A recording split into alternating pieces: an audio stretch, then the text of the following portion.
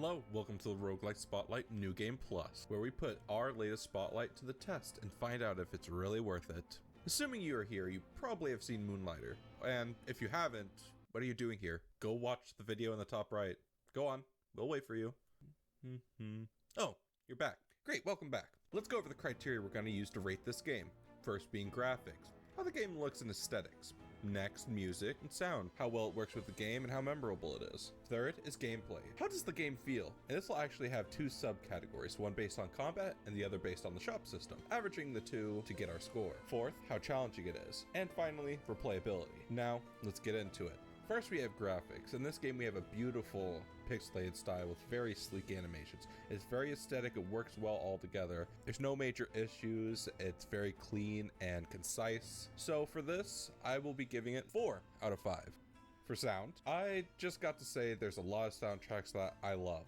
A lot. Straight up bangers. After I finish playing, I totally don't go onto YouTube to find a video that totally can't officially be posted and listen to the boss music for a decent amount of time on repeat. That would be weird. But besides that, the game likes to use its title theme during boss fights with slight remixes, which isn't a bad thing for me. It gives it a sense of hype and excitement going into a fight. Because of this, I'll also give solid 4 out of 5 for music. Next, gameplay. Well, I'm just going to start by saying if you don't own a controller, do not get the game. You will not have fun. This game was made with a controller in mind. When it says you can use a keyboard, well, it's the equivalent of trying to eat soup with a fork. So don't do that. But you're smart. You have a controller. So what should you expect? Well, combat-wise, it's a little slow.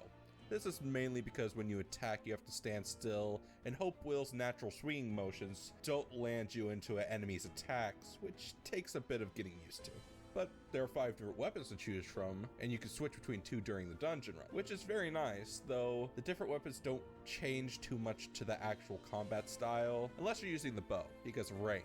Everything else is a melee weapon. So because of this, I'm going to give combat a sad 2.5 out of 5 for being slightly clunky. But oh boy, does the shop make it so worth it. I don't know why, but I get so much enjoyment out of going in the dungeon and coming back with a bunch of loot to sell in my shop, only to overcharge my patrons for extra money so I can make a stockpile and there's nothing they could do about it because I'm the only one who sells this, establishing my monopoly and becoming the richest adventurer in the world. But yeah, it's really fun. A touch repetitive, but fun. So for me, it's an easy 5 out of 5. Giving gameplay a general 3.5. Next, challenge. This game is about as hard as it is to ride a bike. It's a little clunky and hard to start, but once you get it, it's really straightforward and simple to play. Its intent is never to really be hard, just enough to keep the player invested. Unless you're trying to 100% the game, which could be a little difficult. This is because there are achievements for perfecting all the bosses so you take no damage. It can be a little troublesome, mainly because of the slightly clunky combat paired with a bit of unneeded luck in each fight. So because of this, for general difficulty, I would say it's a 2. But if you're a completionist wanting to go through all the game and get all the achievements, I'd say this is kind of a 4, just because of the unruly boss fights. Lastly, replayability.